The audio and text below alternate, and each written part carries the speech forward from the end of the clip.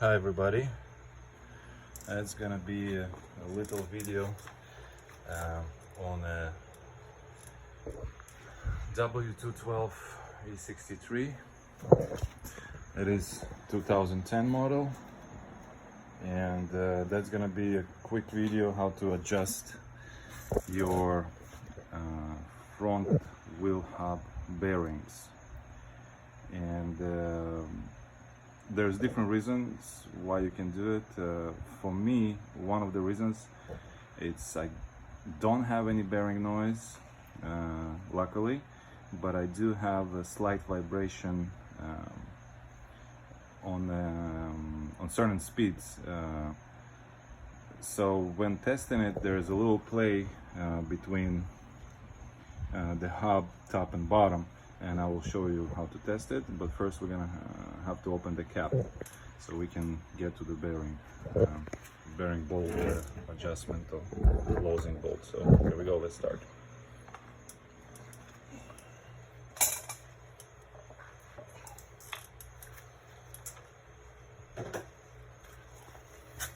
So you will need something like a little chisel.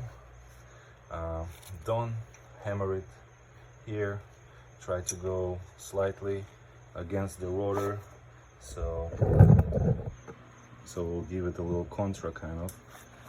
So what we're gonna do basically, we're gonna tap on it just to break it loose.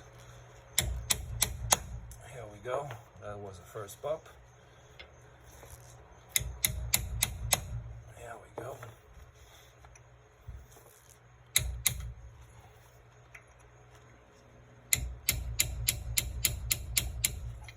Obviously try to be very careful, don't hit the rotor, don't damage the cap.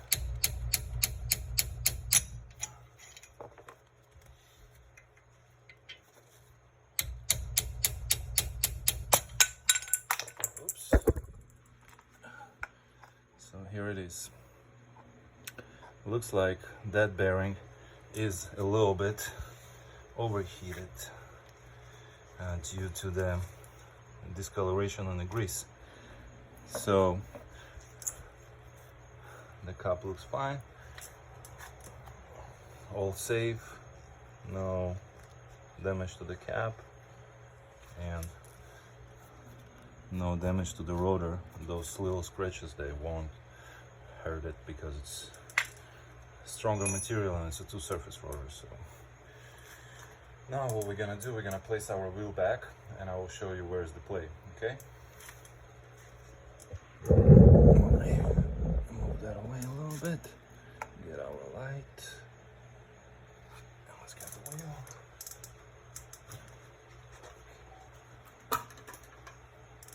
From the wheel, it's good help if you're gonna take the center cap off.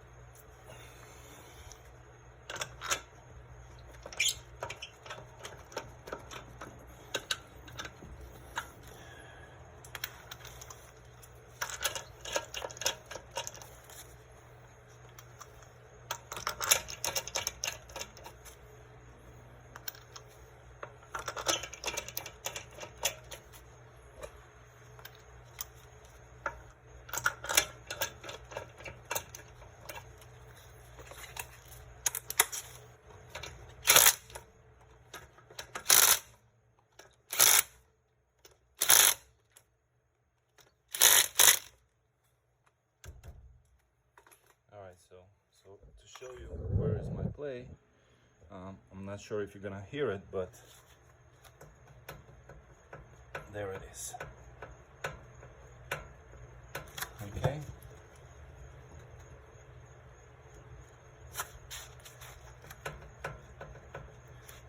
So you hold the wheel up and one hand down, and you just kind of trying to give it a little wiggle, and obviously you can hear the rotor hitting the pads. So that's probably where is part of my vibration as well, a little braking.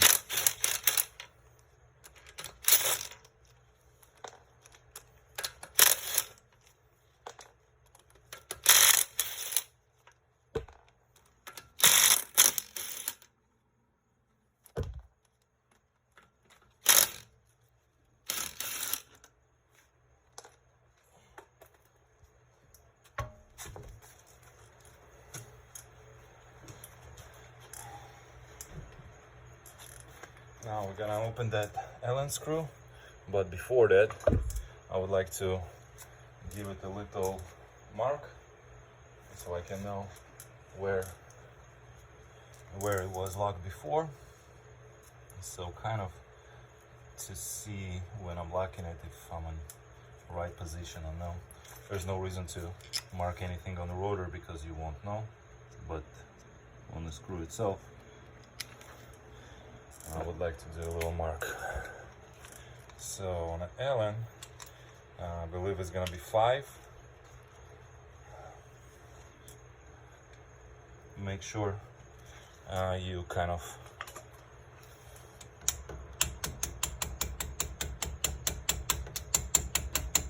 get that Allen key inside pretty well because of the hub angle. Yeah, that's not exactly right. I'll try a different position and a little bit different hammer, I guess.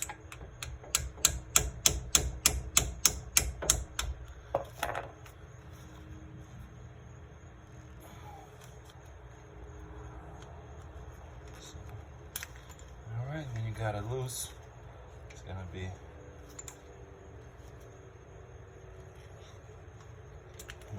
more than enough. We're gonna do a light adjustment towards closing. Obviously we can start from the 0 point, let's say somewhere here, and so I can show you the mark. Let's say that's the gap.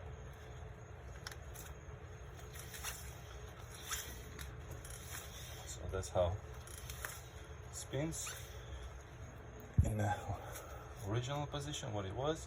And now when I'm gonna tighten it up a bit,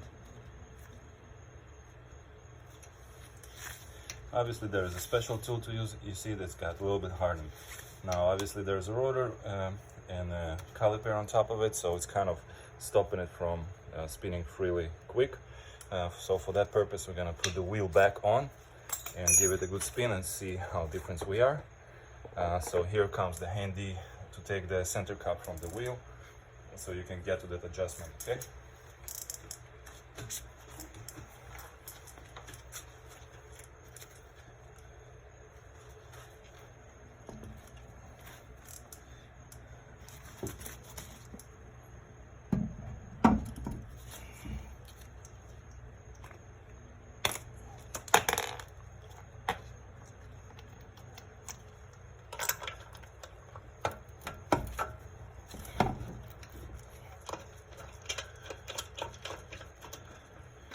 Don't mind my replica wheels, but they do the job.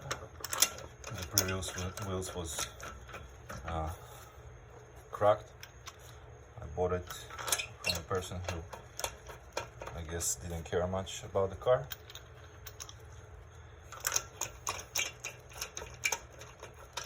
And if you like that video, please like and subscribe, because in the future I'm gonna be redoing the head bolts, cam adjuster plates, camshafts, valve buckets, and all the seals on top. I already done on it the intake manifold rebuild.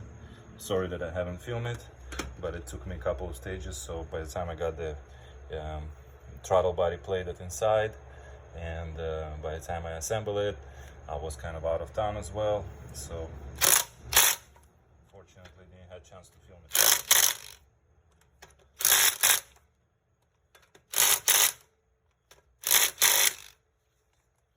Alright, so we're pretty good there on the spin. And now let's see if the plate is still there. It is much more smaller, so I'm gonna give it just a tiny bit more. And if you remember, there's our mark just right here, so we moved it about 3 degrees, 2 degrees, let's say. Obviously there's a tool that's gonna measure all the degrees properly, but I do not have the tool, and I'm not replacing the bearing, so for me that's just gonna do the job, let's say like that. And here we go, we out of play, and we still nicely with the spinning. Give it a little taps.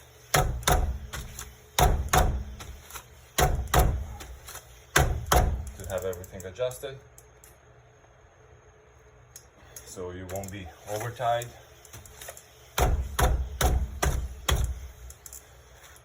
And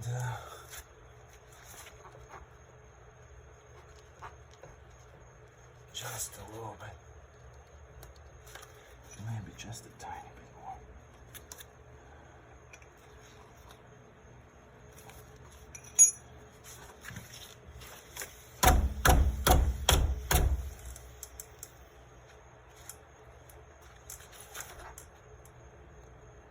Here you go.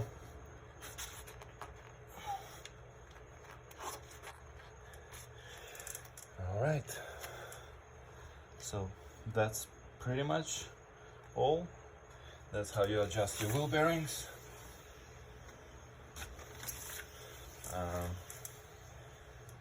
Those are, I don't remember the name of the bearing and the hub assembly, but you can find them factory and not factory.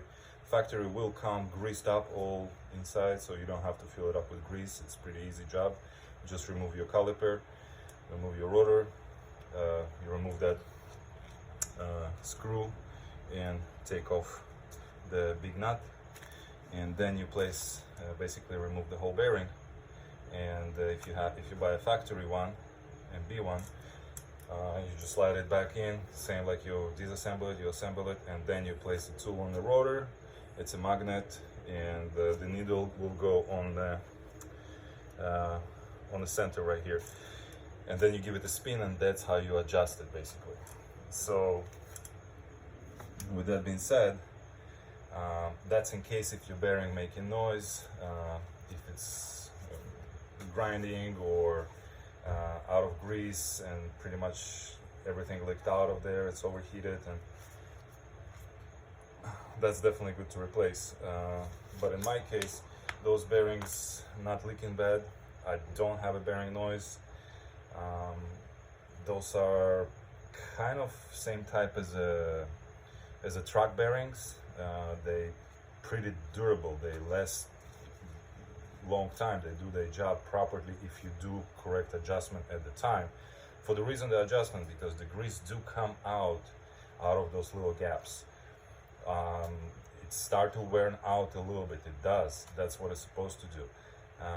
That's why you see that discoloration in the grease as well, because there's little shaving particles, microns.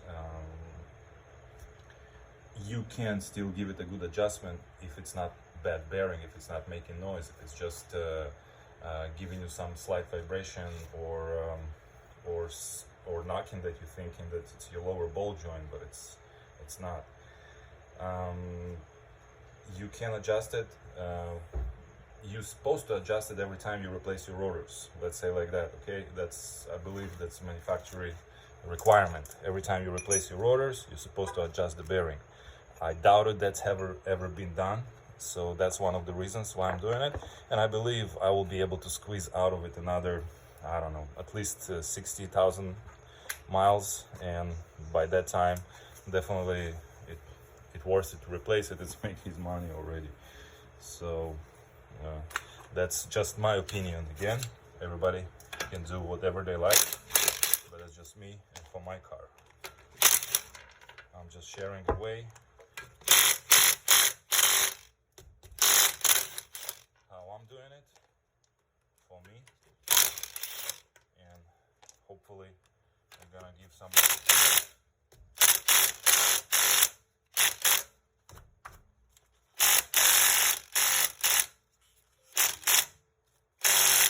Okay, I guess I need my pry bar. Be right back.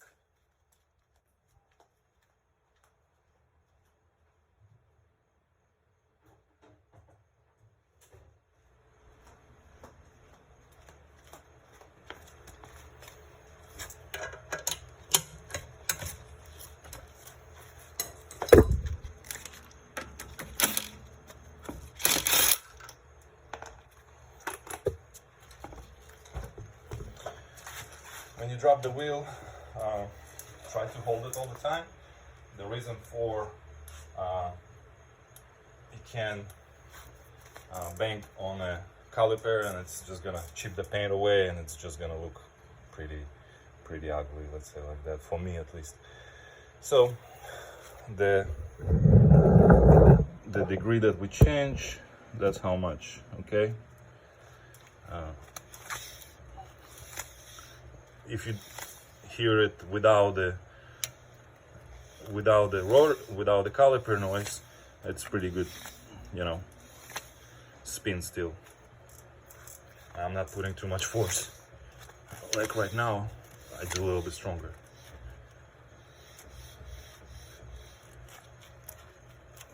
All right, so here we go. Let's lock the LN5 and see how much.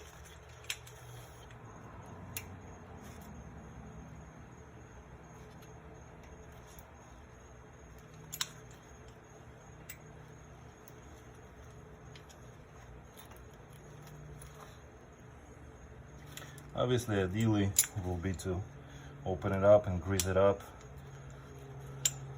give it some little refreshment, but or replace it completely. But I'm just not in budget for another 500 for 2 bearings.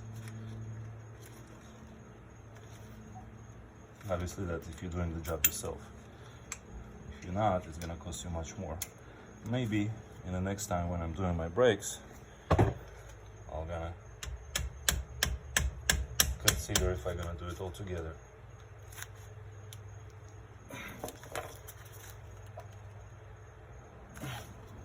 So here we go.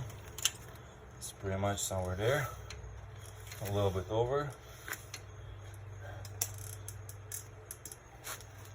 Just gonna give it an extra check. I always like to give it an extra check.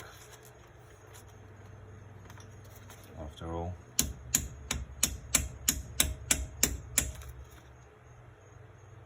I think that's good. That should be good enough.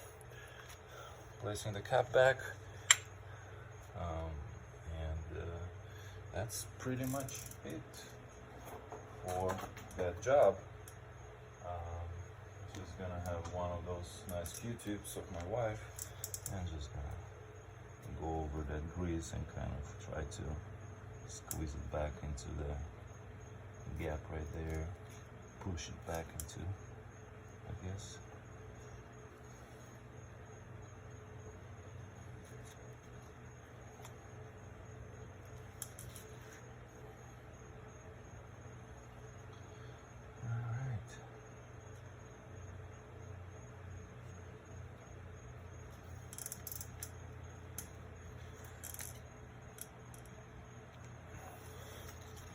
Center cap, and you know, you can see on the grease right here, it's kind of look a little bit drippy, so definitely there's time for everything. So and first I'm gonna do my rubber mallet,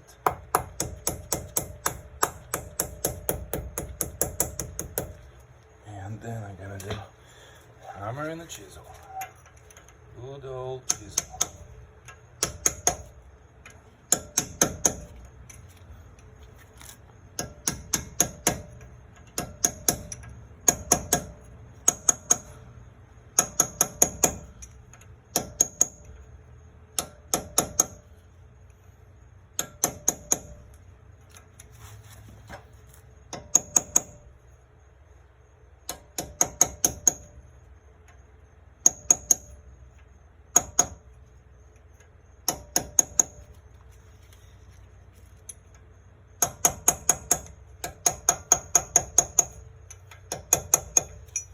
said, I like to do extra a little bit. In some cases. So that's pretty much it. What you have left to do is just to put your center cut back on your wheel, put the wheel back, take it for the test drive, and make sure everything's smooth and nice.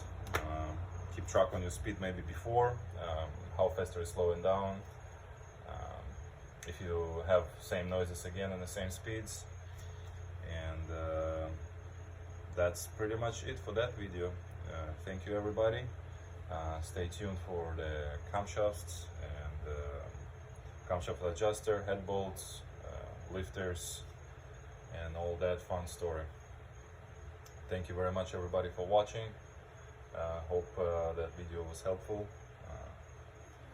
Thank you everybody. Have a good one. Bye.